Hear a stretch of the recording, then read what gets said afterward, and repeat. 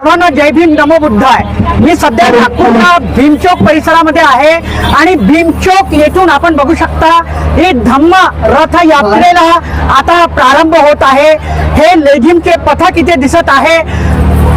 पांढर शुभ्र असं वस्त्र परिधान करून हे लेझिमचे पथक इथे दिसत आहे आणि समोर या आपण बघू शकता इकडे हे रेजिमेंट जे आहेत त्यांचा पथक सुद्धा इथे तैनात दिसत आहे। बघू शकता रेजिमेंट हे रेजिमेंटचे पथक सुद्धा इथे तैनात दिसत आहे आणि समोरचं दृश्य मी सुद्धा तुम्हाला दाखवेल।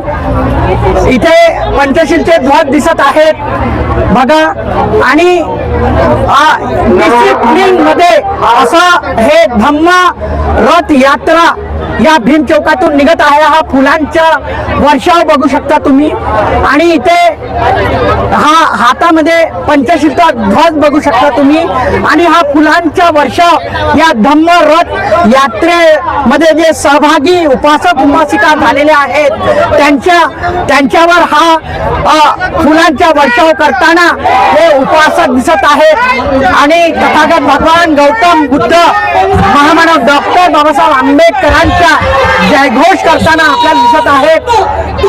हजारोच्या संख्येमध्ये या धम्म यात्रेमध्ये उपासक उपासिका जे आहेत ते सहभागी झालेले आहेत। सुद्धा आम्ही तुम्हाला दाखवू बघू शकता। संपूर्ण हे दृश्य मी हे भीम चौकातून दाखवत आहे।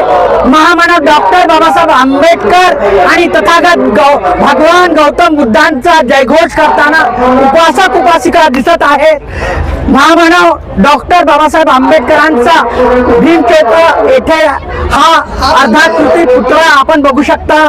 सुरेश साहेब म्हणतेजी अभिवादन करताना दिसत आहेत आणि या रथयात्रेमध्ये आपण बघू शकता महामानव डॉक्टर बाबासाहेब आंबेडकरांचा पूर्णाकृती पुतळा सुद्धा दिसत आहे।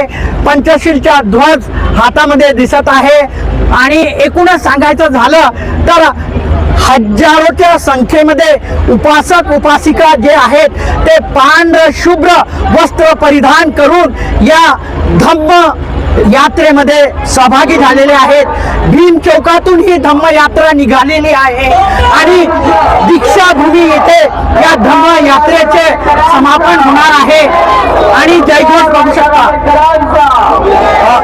महामानव डॉक्टर बाबासाहेब आंबेडकरांचा जयघोष करताना आपल्याला दिसत आहेत आणि परमपूज्य बोधिसत्व डॉक्टर बाबासाहेब आंबेडकरांचा हा पूर्णकृती पुतळा आपण बघू शकता या धम्म यात्रेमध्ये दिसत आहे आणि महा रेजिमेंट पथक सुद्धा इथे उपस्थित आहेत। सुरेश साहेब यांनी महामानव डॉक्टर बाबासाहेब आंबेडकर यांच्या पुतळ्याला माल्यार्पण करून अभिवादन केलेलं आहे। आता ही धम्म जी यात्रा आहे ती भीम चौकातून निघून दीक्षाभूमीकडे जात आहे आणि पांढर शुभ्र असं वस्त्र परिधान करून जे उपासक उपासिका आहेत ते या धम्म यात्रेमध्ये सहभागी झालेले आहेत।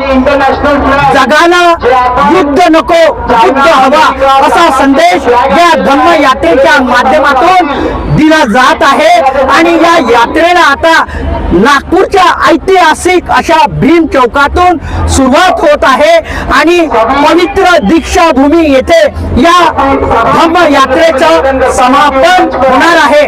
आम्ही हे संपूर्ण दृश्य आमच्या या चॅनलच्या माध्यमातून आपल्यापर्यंत पोहोचवत आहोत। जय भीम नमो बुद्धाय।